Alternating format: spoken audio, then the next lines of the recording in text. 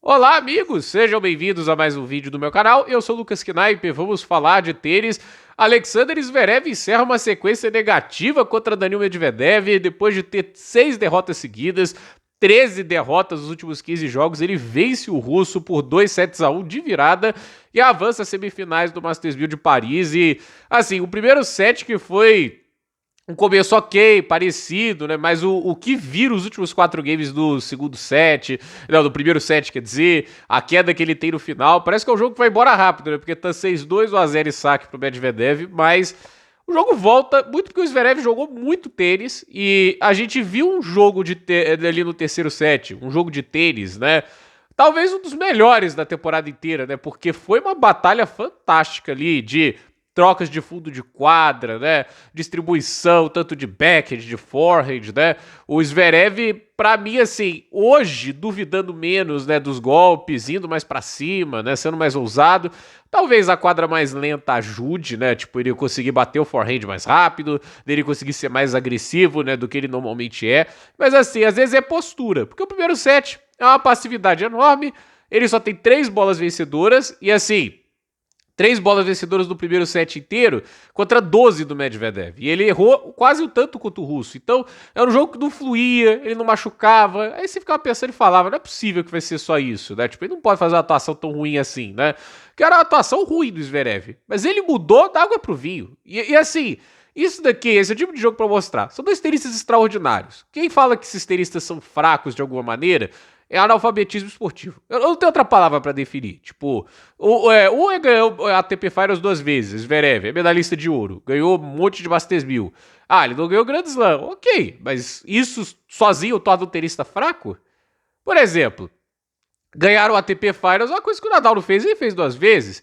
Ganhar as Olimpíadas, o Federer nunca fez. Não tô querendo dizer aqui que ele é melhor do que Federer e Nadal, porque a gente sabe que não é. Mas é um tenista de altíssimo nível. E essa temporada ruim do Zverev, pra muita gente, ainda é uma temporada de top 4, né? Tipo, e eu não acho que ela está errada, né? Tipo, a distância do ranking justifica o quanto ele esteve atrás do Alcaraz, do Sinner, mas assim, ela no final é também um retrato de um top 10, né? De gente que ainda não conseguiu passar o nível mediano que ele teve nessa temporada. E quando ele joga tênis de verdade, olha o que ele é capaz de produzir. E assim, terceiro set, né?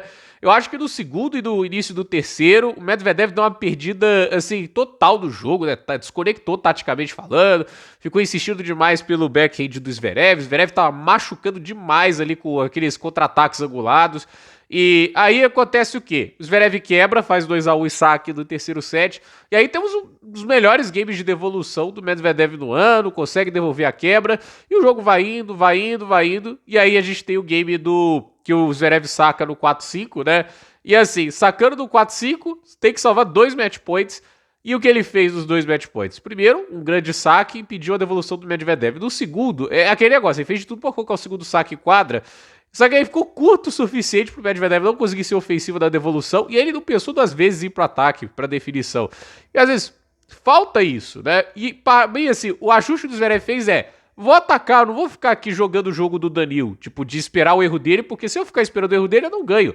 Eu tenho que atacar. E quer pagar pra ver? Ele vai ver. É isso que você tem que fazer.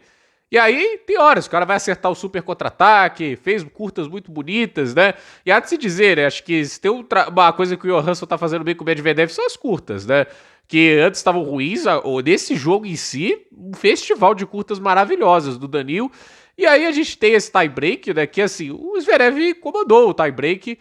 E a meu ver, apesar dos erros que ele fez, ele ainda tá com a cabeça de ir pra cima, pra atacar. Quando teve a chance, maltratou. E a meu ver, ele conseguiu fazer uma das melhores atuações dele no ano. Mas assim, pra mim, a melhor atuação dele no ano pelo aspecto da postura, né? Talvez em tênis jogados você vai achar uma atuação lá, aquele, por exemplo, duplo 6-2 do Shelton, etc. Teve jogos do Zverev esse ano que foram muito bons. Mas a questão pela postura, enfrentando o adversário que historicamente está se dando muito bem contra ele, pela pressão que ele estava enfrentando, né? Porque, assim, não é uma vaga da ATP Finals que está em risco, mas ele está em risco ali de perder um monte de pontos, né? E é uma diferença grande de quartas de final para semifinal. É 200 para 400 pontos, né? Ele pode perder 800 ou 600, né? E aí ele conseguiu jogar bem. Ele jogou muito bem. Ele sacou muito bem também a partir do segundo set. Foi realmente impressionante. E assim, a alegria que o Zverev sente, você vê ali a vibração dele. é a importância do jogo, né? Porque, assim, muito do que o Zverev tem que impede ele de conseguir resultados melhores, que faz ele ficar aí nesse confronto direto tão, assim, absurdo como é, né? Tipo, mesmo os últimos 16 jogos, é apenas a terceira vitória dele contra o Danil, né? É a falta de confiança, porque muitos desses jogos foram próximos, né? Indian Wells 2023 foi próximo, Australia Open 2024 foi próximo, Rally esse ano foi muito próximo, então, assim, teve jogo próximo que ele poderia ter ganhado se ele tivesse jogado melhor nos momentos de pressão. E é o que ele precisa trabalhar se ele ainda quiser ganhar o Grand Slam, se ele quiser alcançar coisas maiores, né? E é uma coisa que ele fez mal nesse ano, na maior parte do tempo, né? E agora, ele vem de 2 torneios seguidos, pra mim, assim, em termos de postura e de jogar sob pressão, foi o melhor que eu vi do Zverev no ano. Porque, assim, teve jogos ruins, mas quem conseguiu ganhar? Foi contra o Furley, foi contra o Carabelli, teve atuações excelentes, contra o Fokina foi maravilhosa, e hoje aquela atuação, assim, difícil, mas o cara foi buscar. E buscou com muita qualidade e me impressionou bastante. E no final eu vi um excelente jogo de tênis. O terceiro set, repito, melhor do torneio até agora, um jogaço, 2 tenistas que, assim, jogaram bem demais. E pro Danil, assim, é 2026 agora, né? Tipo, não vai jogar Mets, né? Não faz o menor sentido ir pra 250 semana que vem, a não ser que ele queira 250 pontos pra passar o Draper, pra passar, sei lá, né, o Rude, mas eu pessoalmente não vejo lógica, até porque em termos de desgaste físico, o cara tá jogando sem parar por 6 semanas, tá na hora de descansar, focar no ano que vem, passar o tempo treinando, etc, acho que é o melhor.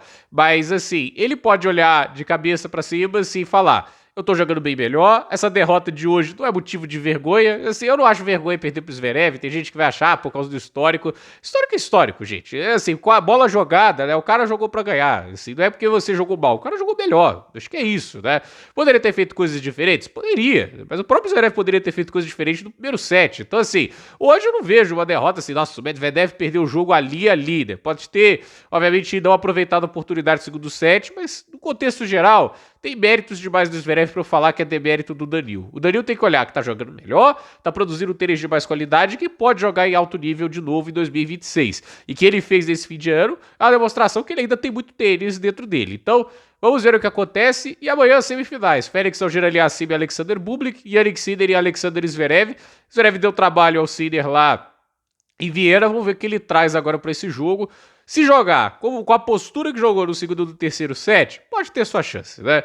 Eu confio mais no Zverev para bater de frente com o Sinner do que o Shelton, né? Pode me criticar, mas a verdade é que, assim, se eu tivesse que falar quem é mais tenista hoje, o Zverev é mais tenista que o Shelton. As pessoas podem não ter lá as melhores relações com a geração dos anos 90, porque eles acham que eles são flopados e tudo isso, mas isso não quer dizer que os jogadores são ruins de jeito nenhum. Tipo, eu acho o Zverev ainda mais jogador do que o Shelton, mais jogador que o Musetti, né? Mais jogador que vários desses que surgiram agora. E o Zverev em alto nível ainda dá baile deles, né? E hoje foi legal ver o Zverev jogando, principalmente após o segundo set, nível de tênis belíssimo, hesitou pouco, e mesmo quando teve erros no forte, tudo isso, ele não parou de não encolher o braço, né? Então, assim, eu encantei pela postura. Mas vamos ver se mantém agora contra o Sinner. Então, gente, por esse vídeo é isso. Dúvida nos comentários, deixe seu like, se inscreva no canal, compartilhe esse vídeo e até o próximo vídeo.